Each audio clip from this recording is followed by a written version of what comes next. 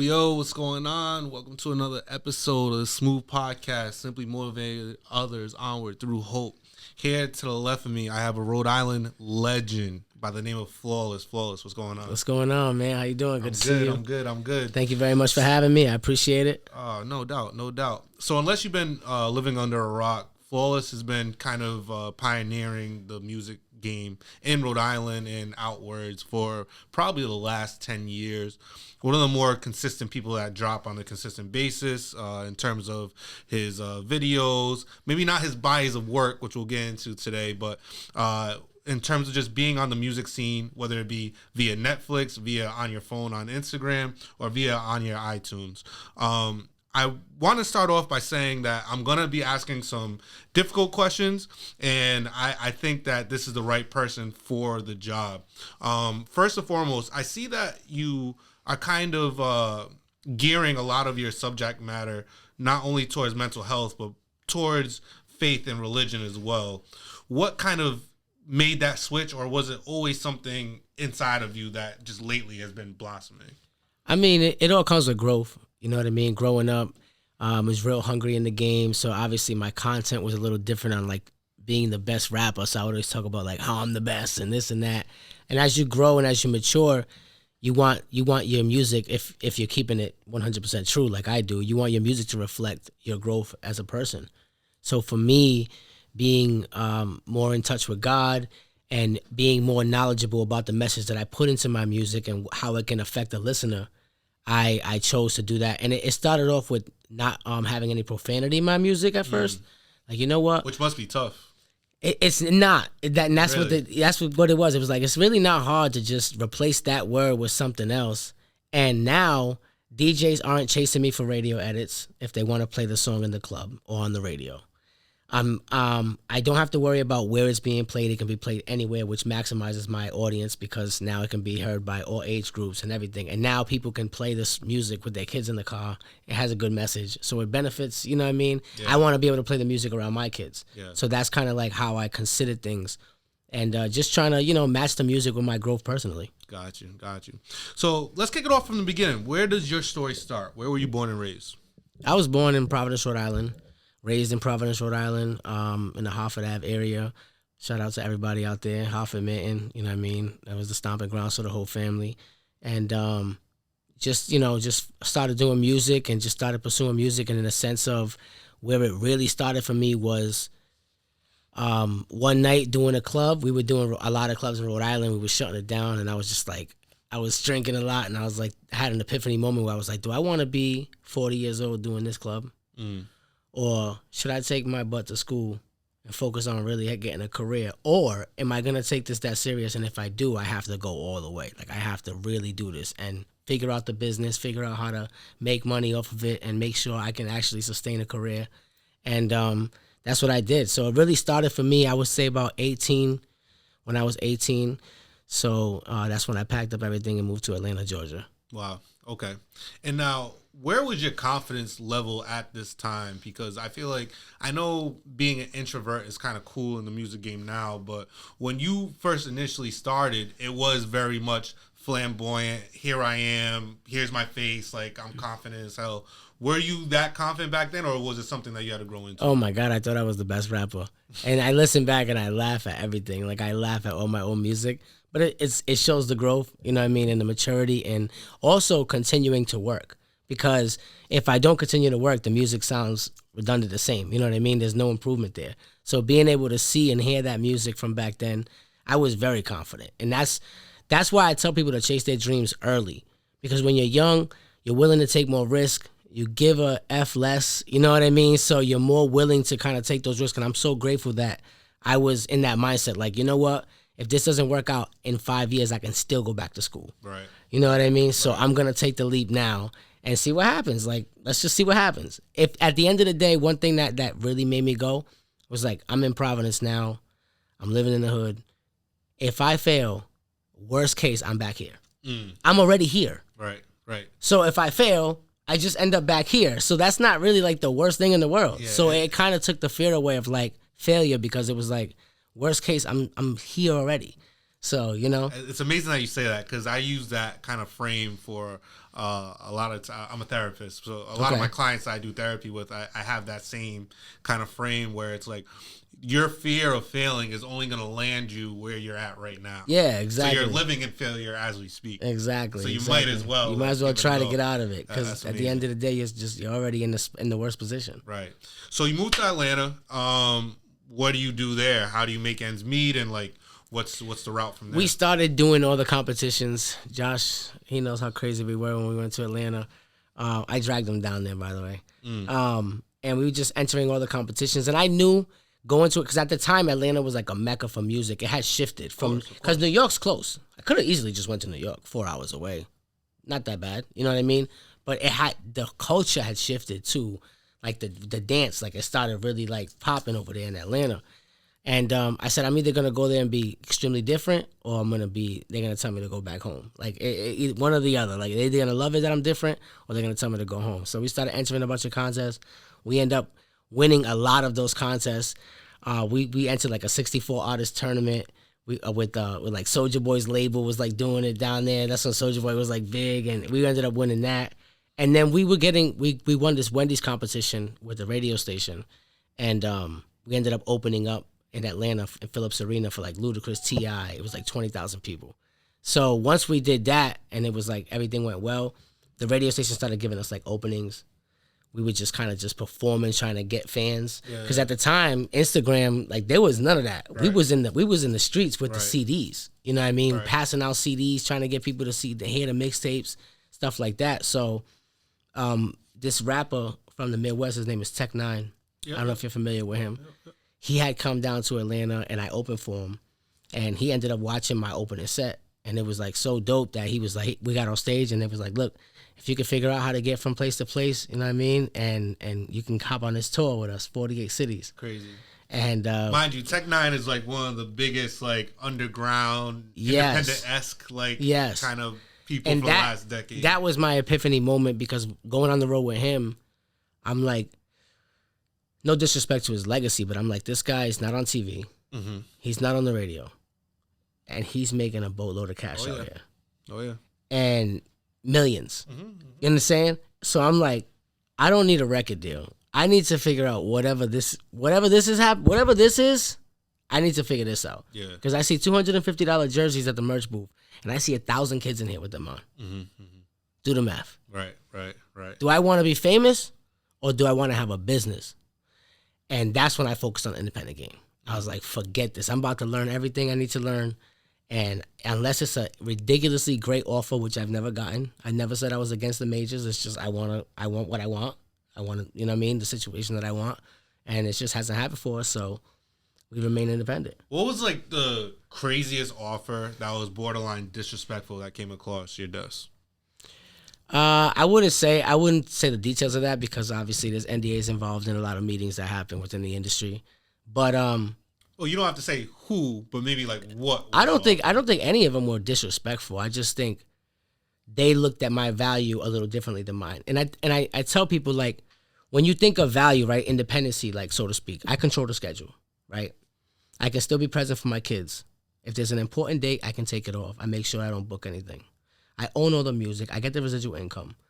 So focusing on all of that allows me to be free and have that freedom and that freedom of not being a worker for somebody else. What's the value of that? Like, I don't have a number, because it's almost priceless.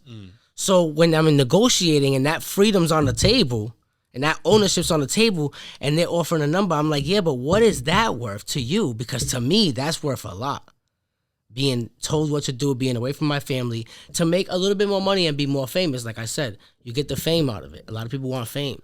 And I think, to answer your question, that's what it is, right? So, like, depending on what you want out of rap or out of hip-hop will determine what you will settle for, what you won't settle exactly. for. So, for me, that freedom is so priceless. Mm-hmm. And, it's just something I'm not willing to negotiate.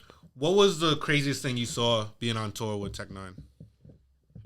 No comment. But we've seen a lot of crazy stuff, yeah.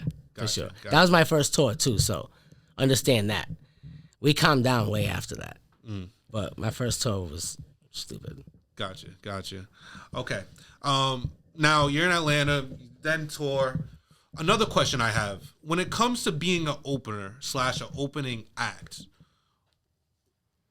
would you suggest the up and comers take advantage of that, or would you say some of it is like a waste of time? Like it's almost like an ego fluffer where, oh yeah, like I opened for such and such, but if you didn't really like gain anything from it, it's like, so what? Okay, so that's a tricky thing, right? Because some people do that, right? They don't put in the work, but they want to open up for somebody, and then they want to brag about that. For me, I was doing my own shows at clubs, right? We took over a club in Johnston. Shout out Quarter Lounge. If you know the era, you know what's up. We took over the club there. We were doing shows every week, packing that place out, 200-300 people. Bar was making money. Owners were happy. It was more like a party, you know what I mean, every week. It was almost like the same crowd every time, like, you know what I mean? But we had a niche. Sure. And if it wasn't for those shows, when I told you, like, I won the competition to open up in Phillips Arena, that was only 2 months after I left Rhode Island.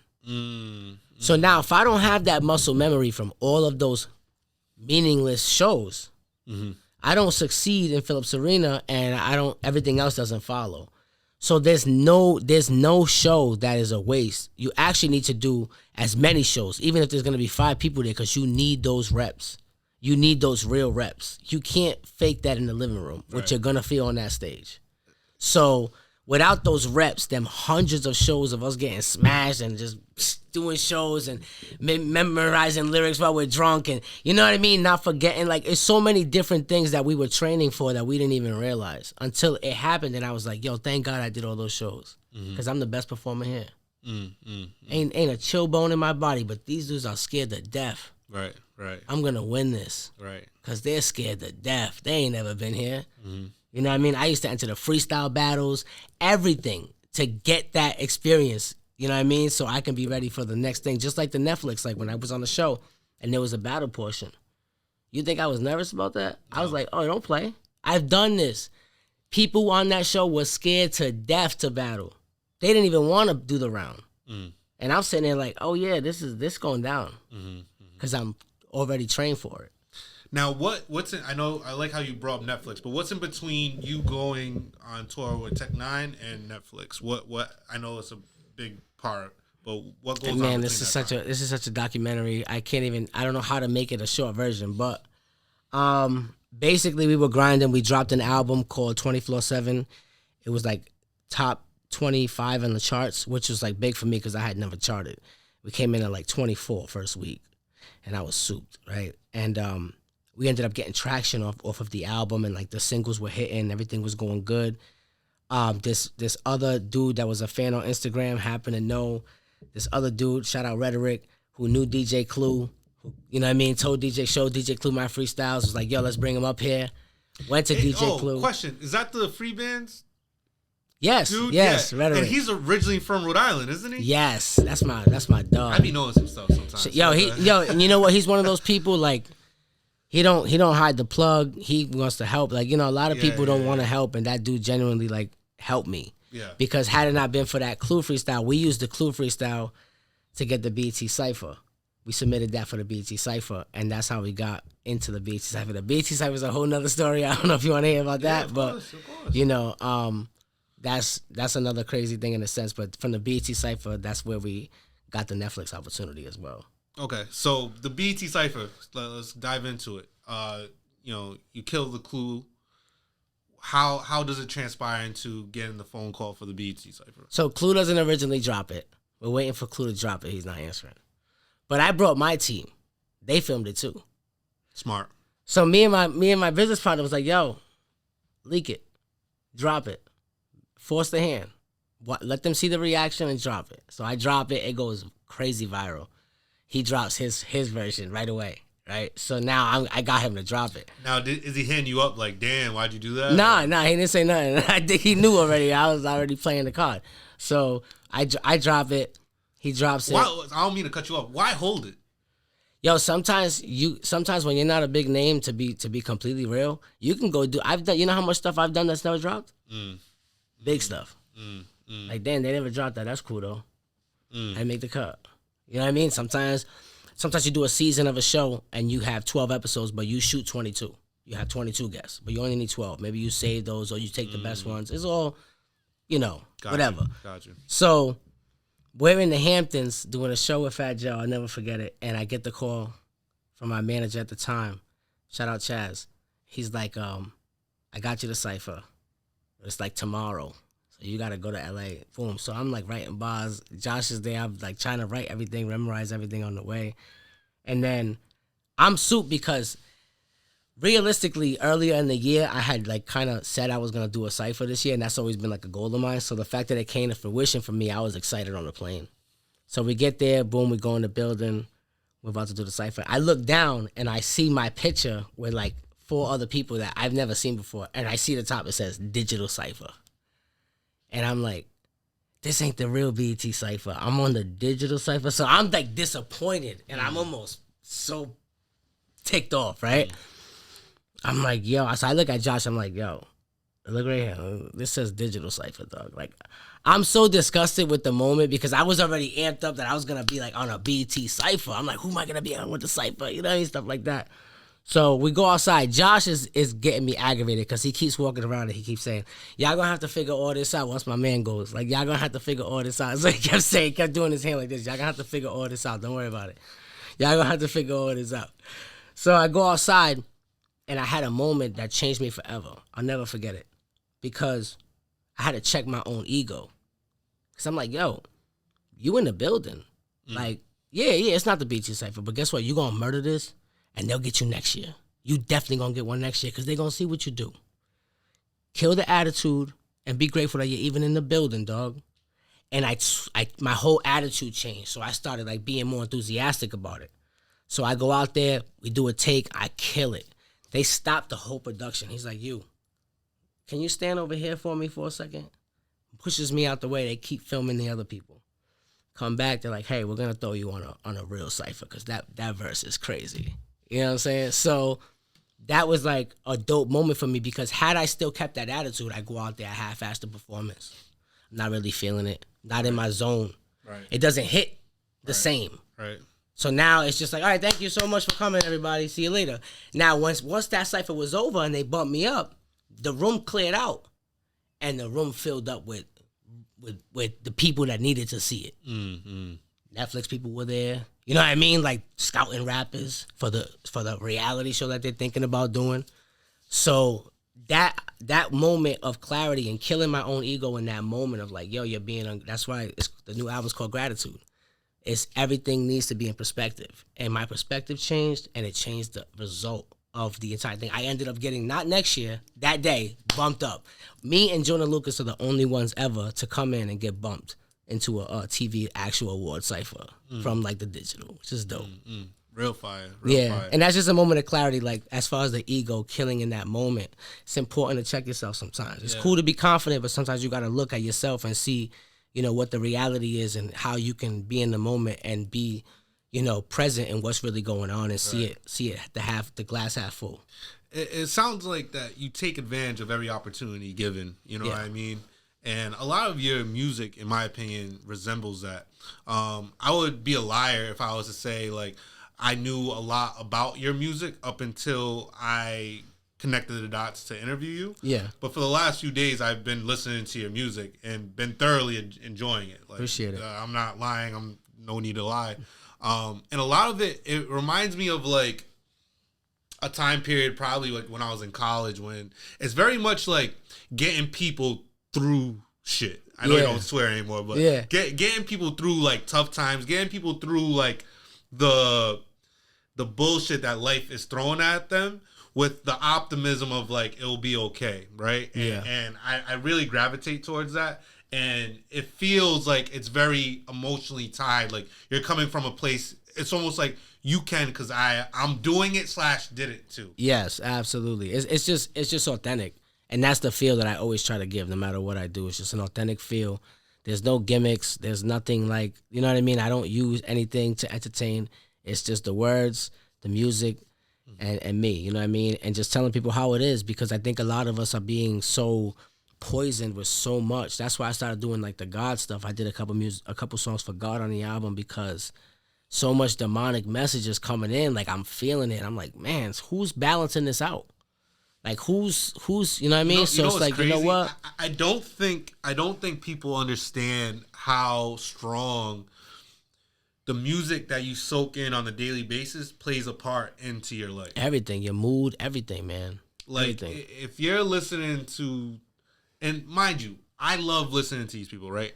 But if you're listening to 21 Savage, 21 and you're listening to all these people on the consistent basis, your demeanor, your vibration, your just like everything changes. Absolutely. It has no choice not to. Absolutely. Right? That's why, like, if you hear like, you know, gospel music, or if I came in here and I played the Lion King soundtrack, everyone would be happy. Yeah. Like that's what music Bob does. Molly does it for me and my fam. Exactly. I put that on for my boy. My boys know all about But Molly. it's like music is that powerful where it can actually change and direct the mood that you're gonna be in that day. Yeah, and you know, it's just like consumption. We consume so much, the content, the scrolling, looking at our phones so much. It's like hurting our eyes. People with their head down are getting bumps on their necks from having their head down so much. And then we're consuming bad music, consuming bad food. Like what we're watching is bad. Like everything is just bad. So like for me, it's just like, man, if I can just balance it a little bit and just give somebody, if they want to hear it, it's not for everybody. Right. You know what I mean? Some people want to turn up. That's great. I got a few turn up songs, but that's not really what I do primarily. So it's like I have a niche audience. I have a certain fan base, a core fan base. And if you love it, I would love to have you. If you don't, it's all good. Like it's not for everybody. You know what I'm saying? Mm-hmm. My favorite song of yours is Let Go. It's on every Second Matters. Yeah. And that one was very much, it was interesting. And I'm not sure if you did it on purpose, but what I got from it was very much like trials and tribulations, but then it's like, hey, it's okay to breathe. Like, it's okay to like chill. Yeah. And like, listen to it, and I'm not lying to you. Listen to it. You like go through that ride with you. Like, yeah. Boom, boom, and then it's like, oh, okay, I can breathe. And I was like, yo, that's tough. Because, you know, sometimes when you're in the dark, like I said, I battle with my own mental struggles, which is why this is my first album in 4 years. I couldn't create music because I wasn't right. And my music's so authentic that it has to come from a genuine place. I'm like, I'm not about to make no emo album. It ain't happening. Like, you know, a total like sad album. I'm more diverse than that. I like to put my body and work together differently. So it really has to align with everything. And Let Go was like a song about like just being able to be still too in the moment. Like sometimes if you're in the dark and you're fighting so much to get out, take a second to be still and game plan. Because you're acting irrational, you're just scratching the wall trying to get out, but there's no real game plan until you're still, and then you think about how to really get out of that spot. You know what I mean? Nah, that song's crazy because you legit go through it with you. It's wild. So on the note of like having your kind of like core demographic, it seems like over the last decade, the top of the top people, so we have Kendrick Lamar, we'll have Drake, we'll have J. Cole, sure. But other than that, like, lyricists aren't valued as much as non-lyricists. It feels like. I don't know if that's an accurate statement, but that's what it feels like. Yes.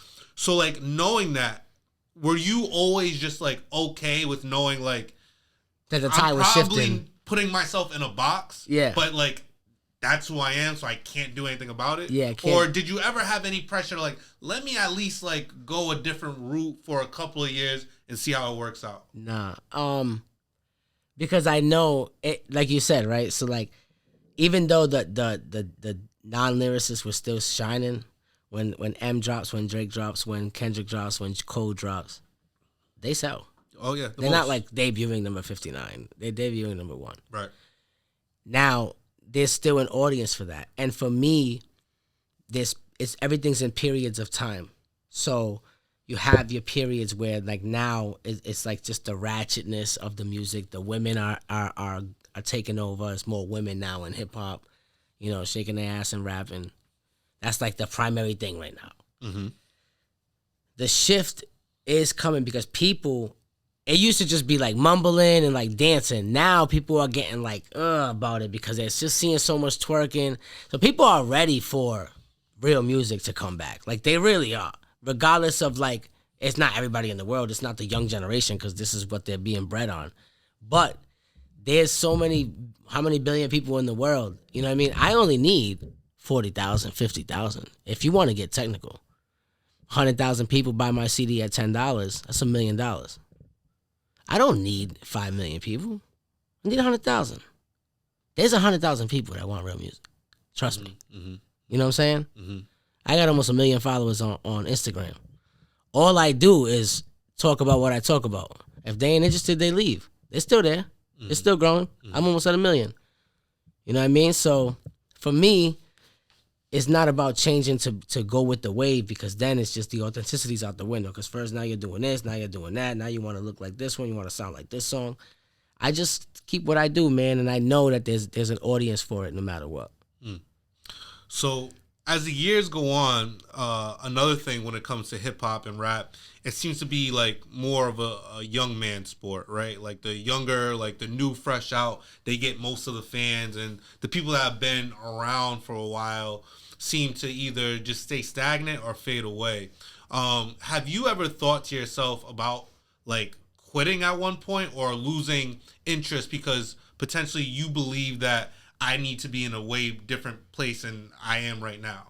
Yeah, I think the pandemic really did a number on me and my mental health because we was at a peak in our career during that time. I had almost the entire 2020 booked for shows. Wow. It was just like, it was going crazy because the show had dropped only a few months prior to that. Then the world shuts down. So for me, it was like really, really demoralizing because I've been working so many years that I've been having my head down working for so many years that I think when the moment Netflix happened and I knew it was going to drop, I kind of relaxed and let my guard down a little bit. Like, okay, it's about to go down. All the hard work's about to pay off. And then boom, COVID hit. Shut everything down. Mm-hmm. So I found myself back in like, what's going to happen now? Like, I got to get back to, like, I'm still on this journey. You know what I mean? I thought I crossed the finish line and was able to like be in a place where it's just going to skyrocket, but it didn't happen. So for me, that was like, it took a lot on my toll. And then the social media, just everything being so toxic. Like I was so tired of trying to play the algorithm game and like posting every day and like staying on top of like posting multiple times a day so my numbers don't drop. And I'm just got tired. I'm like, oh, you know what? I'm going dark because I can. That's why. And that's the freedom we talk about, right? Mm. I'm going dark, and I had to go dark for a while and consider if I even wanted to do this anymore. Mm. Because I'm like, yo, this ain't even honorable no more. Like, it ain't even honorable to be a rapper no more. Like, it's not even, like, Joe Smo's waking up tomorrow getting a record deal from Atlantic because he sounds like this motherfucker. You know what I mean? That's crazy to me. But there's nothing you could do about it. So, you know, you go through your times, you go through your hard times, and you try to just keep moving forward. You're not going to be motivated every day, but that's where the discipline comes into play. Mm-hmm. It's not motivation, it's discipline. You're not going to be motivated every day to do whatever job you're doing. If you're doing it every single day, no matter what it is, by year, whatever, you're not going to be motivated every single day. Right. So you need to have that discipline. Facts. You know? And now you said that your mental health took a hit. What were some of the behaviors you either were or were not doing that you put a mirror to yourself and you're like, wow, like I'm really different right now, or something's not right now? I wasn't working at all. Like, I wasn't writing, I wasn't recording, I wasn't even looking for production, which is scary because, like, even if I'm not writing, I'm doing something else that's towards my career, and I always look for production for, like, what I'm going to write. Yeah. So the fact that I wasn't even looking for production means I'm not even that step closer to even writing because I'm not even looking for production. Right. So you're far away from it. Yeah, so I took a look in the mirror, and I'm like, you're not even working. You're not even trying to get out of it. You're just sitting in the hole. And then that's when I was like, I'm being still. You know what I'm saying? Like, I'm being still because I don't know what I need to do right now. I don't know whether I need to pivot, whether I want to do something else, whether I want to start filming something different or go get a job. I don't know. You know what I mean? So, like, it was a lot of trying to find myself again and figuring out what type of artist I wanted to be, what I wanted to really speak on, what effect I wanted to have on people. And then once I kind of, like, came to realization that my job is to really heal the mind, I was good, man. Mm. Because I was healing my own mind at the same time. Right. You know what I mean? I think is very cool, and people that get that kind of like, you could go out and you can dance to a song, right? But if you emotionally gravitate towards somebody and their message and stuff, I feel like that fan is way different than just a going out like club fan. Yeah. And that's what we call like a core fan base. A fan base that's really invested in you as a person and relates to your music on a different level, because the industry has a lot of like come and go fans. When, you know, they'll listen to you, they're there, they go to your concert, whatever, but they're not real fans. They're not like really engaged that much. You know, social media has helped that more for a person to stay engaged with an artist. You just follow them, they pop up on your timeline, and you're engaged. But before, you had to really be engaged with what your artist was doing that you loved. So it's important to have that core fan base. Yeah. Why did you feel the need to put Real Talk after Flawless? Beyonce, I love you, B. She dropped a song called Flawless and killed me on the Googles. Okay. You couldn't find me nowhere. Gotcha. It was her song for 100 pages. So I had to figure something out. And what happened was people would come up to me and say, yo, your music is like, you got that, you speak that real talk. And I don't remember what show it was, but there was this announcer. I know he didn't know who I was. And he heard somebody like say something like that. And then he announced me and he was like, Flawless real talk. And I didn't even like really realize it. So I came out, boom. I did my thing, and then people were just like, Flawless real talk, Flawless real talk. And I'm like, yeah, I guess that's my name now. Because I have to do something with the Beyonce. But now... It's so interesting, right? Because, like... It's a terrible name. It's a terrible name. Like, I wish I would have thought about it because, like, I was so young. You know what I mean? Like, I'm still a kid when I'm doing this. Like, I'm still, like, a teen. But what's made you, I guess, like, if you do feel that way, what's made you just not change it? Like, you can... I dropped it. I've already dropped it. I've dropped it already. Like my last couple projects and my social media is now just Flawless. It's Flawless RI, but yeah, the real talk is gone. Okay. You know what I mean? Gotcha. So, speaking of RI, do you feel like Rhode Island supports you? Absolutely. I used to be so stupid, right? Because I used to look at my algorithm and see that I would have bigger markets outside of RI and be like, how do I got a bigger market in Texas than I do in Rhode Island? Well, Texas is 100 times the size of Rhode Island, you idiot. The answer is good. You understand where I'm coming from, though? Like, it was like I was so bitter about not having, like, Rhode Island number one. And it was stupid because of the numbers don't make sense. And then I used to be like, they should be playing me on the radio until I learned the business. And I'm like, you ain't doing nothing to get played on the radio. You know how this works now, boy. Like, you was talking all that junk. You know what I mean? Like, shout out Hot 106 for all the love that they showed me. But, like, it's just learning the business and thinking that my city wasn't supporting me like that. You know what I mean? I have a core fan base all over the world now. I'm international. So it's like, whoever loves me in Rhode Island loves me in Rhode Island. Like, some people hate me because I'm from Rhode Island. Like, who knows? You know what I mean? Like, it is what it is. You know, a lot more love than hate, but you still got a few. Producers and other artists from Rhode Island that potentially go somewhere else and make a name for themselves, do you think that they have the responsibility to big up Rhode Island, or do you think their responsibility is just whatever they make it and they can do whatever they want? I think in today's game, it doesn't matter where you're from. Like, if they want to big up Rhode Island, they can. If they don't, then it's they from don't us not really having that many eyeballs, you don't think that it's a little bit of a responsibility for the people that do make it big? Back then, people was repping their cities more than they do now. Is what I'm trying to say. Like, you know what I mean? People were like, I'm from Atlanta. Like, I'm proud to rep this. Like, I guess with Drake and with Kendrick now, Kendrick bigging up the whole West Coast, it is big now, repping where you're from. But I don't take it like a kind of way if they don't. I know I do. And that's all I'm worried about. You know what I'm saying? Like, if they don't, it's not their job. If they feel like, you know, it's just like artists that feel like it's not their job to be a role model. Right. Like, oh, don't have your kids listen to my music then. And I feel like it's my job, so I worry about, you know, if I do it. I always big up RI, you know, on every way I can, no matter what I do. Okay. How do you measure success? Happiness. A lot of miserable rich people, man. Facts. A lot of fucked up souls out there. And for me, that freedom we talked about, man, like that's 99.9% of my happiness is being able to do what I want when I want. Drop if I want to drop the album Friday and drop another album next Friday, I'll do that. Or I get 100% of the money. I control everything. I book my shows. I do everything myself, and I have that freedom, and I'm happy. I'm in my kids' lives. I'm an active father. I'm a husband. You know what I mean? Like, that all matters to me. I'm not just a rapper that's going to be on the road 300 days a year and not be attentive to everything else in my life. Like, I'm a little bit of everything, so I'm just lasered in on all of that. Mm-hmm. And I know you brought up COVID, but what was the biggest event that placed the biggest hurdle so far in your rap career? Rhythm and flow, for sure. Because that finale moment was a testament to my character. I wanted the people that follow me before the show to see the show and see that same person. And when the finale came, there was a lot of options to do a lot of things, and I was being persuaded to do things that I didn't feel like was me.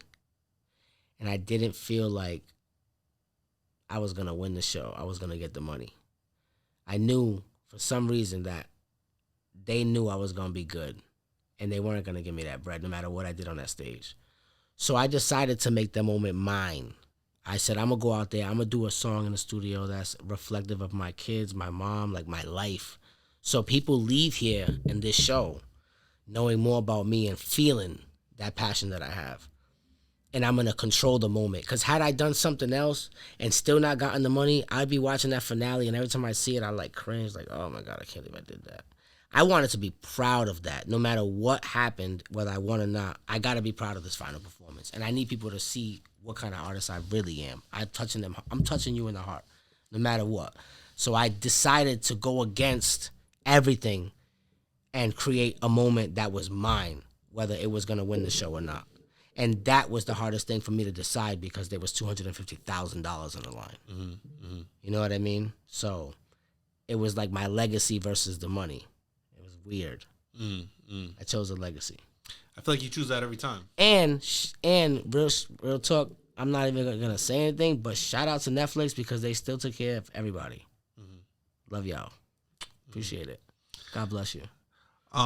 Would you rather be loved or respected? That's a tough question. I think I'd rather be loved because if you love me, then you respect me enough to not snake me. I mean, that's just people that respect you cannot like you and respect you. That's cool. But respect also comes with fear. Also, there's also a flip side to that. Like, people can also respect you because they fear you. I don't like that kind of respect. I don't want nobody to fear me. I'd rather be loved. I like being in a place and feeling like I'm loved by everybody in the building. If it's 99% of them and only 2 people are in there giving me the dirty look, that's cool. But like for me, I got a song on my new album, Gratitude, about, leading with love and acting with love because that heals all. And God is love, for sure. I know you might have more, but if you could name your 2 best friends, who are they?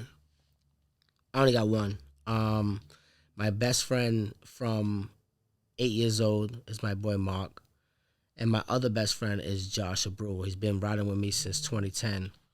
But Josh, me and Josh, we share a dream and we like chase that dream together.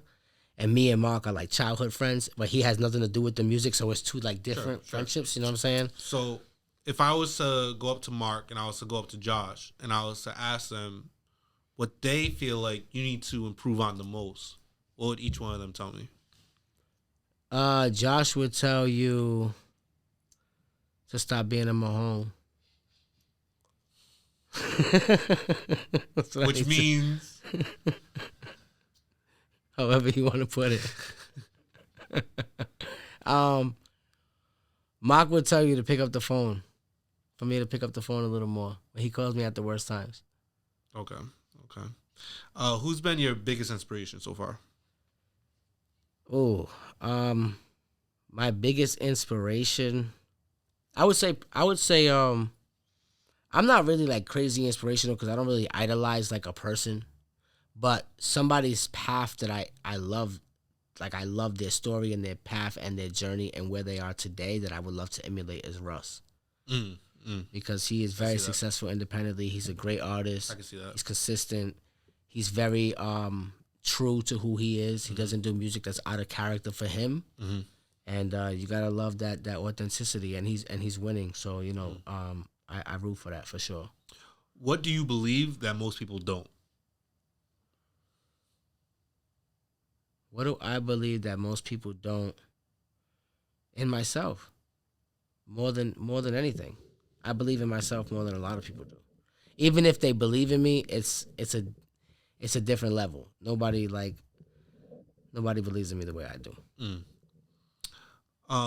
Currently, top 5 artists that you're listening to. So if I grab your iTunes, top 5 that you're listening to. Hold on, cause I got an artist that a lot of people don't know about. I was just bumping his album. Annoyed. Interesting name. Crazy. His mixtape, Blame It on Jay-Z, is fire. Shout out to Trans Lee. He's fire too. It's hold on, actually Trans Lee and Gray. They're a duo. Okay. They're 2 individual artists, but they teamed up and they're fire too. And also I listen to like a lot of different music. So I got like the Chris Breezy album is fire. Benny the Butcher's album is crazy. That album is fire. I got Conway the Machine on my album. His album is fire. I always got Cole, Drake in there. A little bit of Kendrick. Old Kendrick though. Yeah. What's your most regretful purchase? My most regretful purchase? Oh, man. Plane tickets to California on a fake tour. A fake tour? Yeah. Yep. You got to dive into that. We got booked on a tour that never happened, and we flew to L.A. with all the money we had, and we were stranded in L.A. with no money.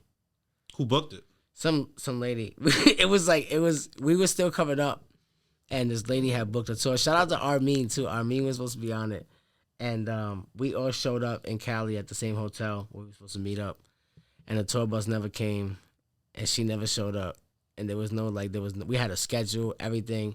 She was supposed to be the promoter. She was supposed to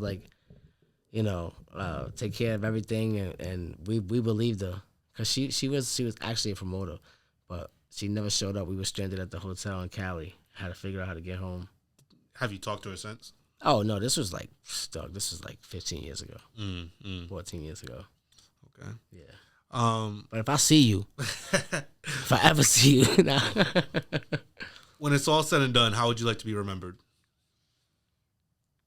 I would like to be remembered as an artist that healed, that helped, that stayed true to himself. A man of faith, a good family man, a great husband, great father, and a great rapper. It's just somebody like, I look at Kobe, shout out to Kobe, rest in peace to him and Gigi. But Kobe was like my idol, growing up as far as sports was concerned because of his mentality. Like I got Mamba mentality tatted on me because he was just a dog. You know what I mean? And even if he wasn't as talented as certain people, he was gonna make it happen no matter what. And I just love that about him and his mentality. So I want to be remembered just for that, for just being a dog, man. Like, you know what I mean? Staying true to myself, always being ready for the moment, thriving, and marking my own legacy. Very dope. Very dope. Well, that wraps it up here. We're going to support his new album. It'll drop by the time this drops. Yeah, called Gratitude out now. Yes. Yes, I want to thank Flawless for stopping by and gracing us with his presence. And I'm definitely going to be tapped into this new album. And appreciate it, man. I can't wait to hear Thanks for having me. I appreciate you, bro. Of course, man. Of course. Always. Y'all stay easy out there.